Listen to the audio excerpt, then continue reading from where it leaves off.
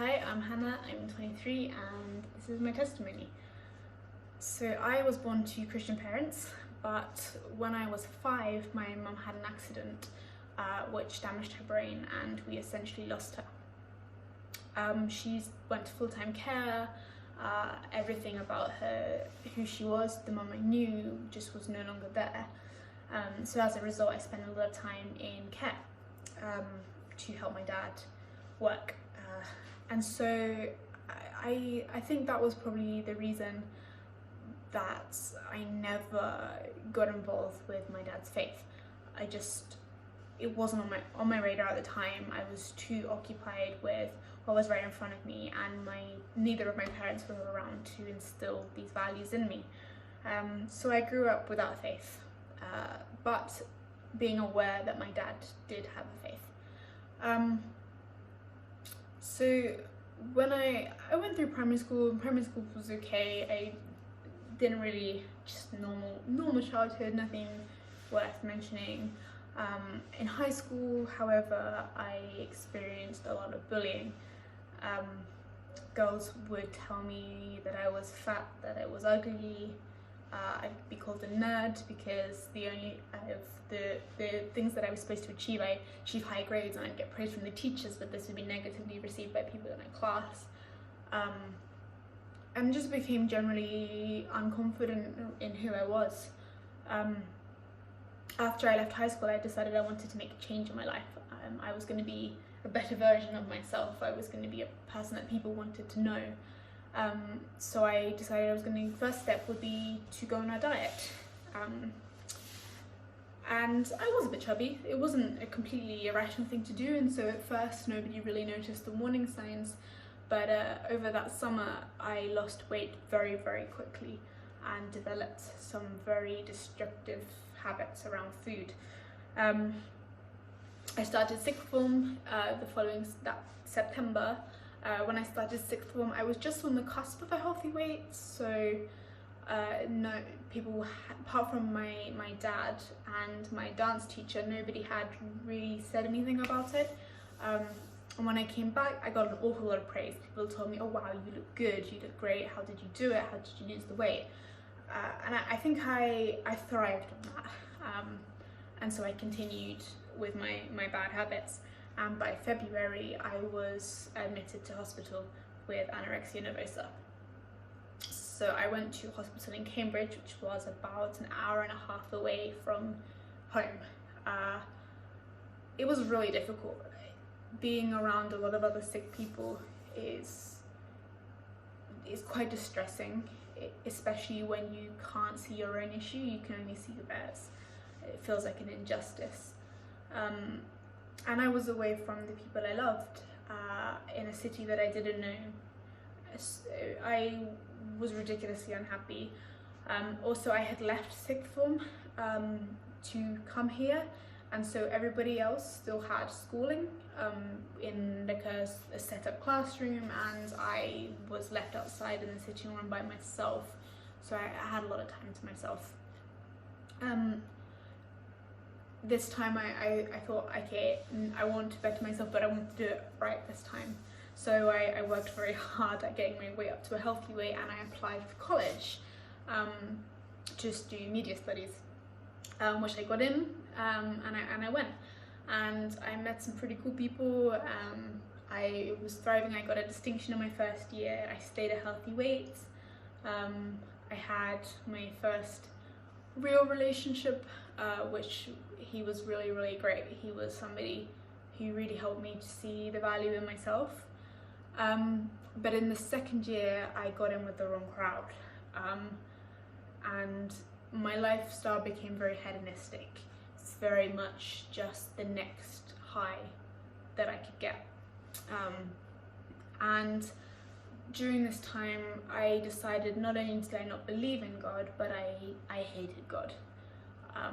I could see my dad, the devotion to God that my dad had, and I did not understand why, if somebody was this devoted and this loyal to God, he would do something so nasty like he had done to my mother and taken her away. I was angry. at the whole situation, and I was angry with my dad for his faith. I felt that his response to prayer was not a real response. He hadn't actually done anything to help the situation or to look after us.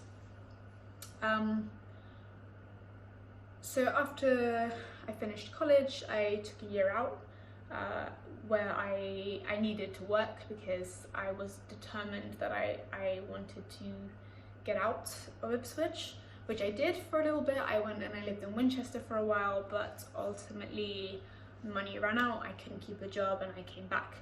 But that gap, that time out of Ipswich, meant that I had caused a disconnection between the bad influences in my life and came back with a fresher start. So I worked for a year just to buy myself a bit of time. I worked in a coffee shop, which I really enjoyed, and I met some very cool people while I was working there. And then I went to university to study art. And that was when the second time I started to lose weight. It kind of happened by accident. It wasn't a conscious decision, but university is stressful and it's hard, and I wasn't settling in very well. I didn't make friends and I didn't feel fulfilled in any aspect of my life. As a result, I just dieted. It was just what I knew best to do, and I lost a lot of weight again. I decided one night that I was going to leave university. I couldn't do it. I was adamant that I was a failure, that I was never going anywhere.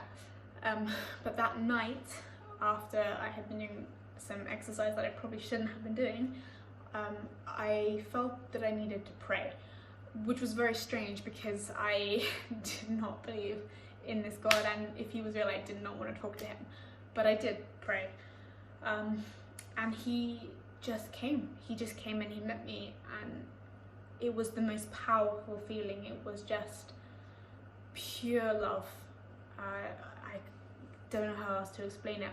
And I asked him, I said, where have you been in my whole life? If you are this, if this is who you are, where have you been? And he showed me where he'd been. He showed me about the teachers that had helped me, the women in my life that had stepped into my mum's place. He showed me the fact that I was still with my dad and I hadn't gone into full-time care, and the way the doctors that had helped me through this journey, and I started to understand that it was the Christians in my life that God had put to guide me to this moment. And I went back to university the next day, and I'm not really sure what else to do. I went to the Christian Union, and they took me, they sat me down, they talked to me, they celebrated with me, and they became the start of my journey. It took a little while after that to actually find a church, but eventually I settled at a church called All Saints, where I was discipled, where I met people that really encouraged and prayed for me and watched me grow. That's also where I met my current partner, and he has been nothing but a blessing in my life, as well as the friends that I have met too. These days, peace. My life is so much more peaceful. I can't imagine not doing life with God. He just brings me joy. He just is the smile to my face, and he loves me and he encourages me, and I see how he wants me to grow. He wants me to achieve. He helped me, so I transitioned from art to study English, which was a real answer to prayer, and I'm about to graduate in this coming year, and I still love every minute of my degree and of my life. He's transformed me from this angry, hurt, lost kid to somebody who knows who they are, who can hold their head up high and say, I am a child of God. And I couldn't be more grateful for the work he's done in my life.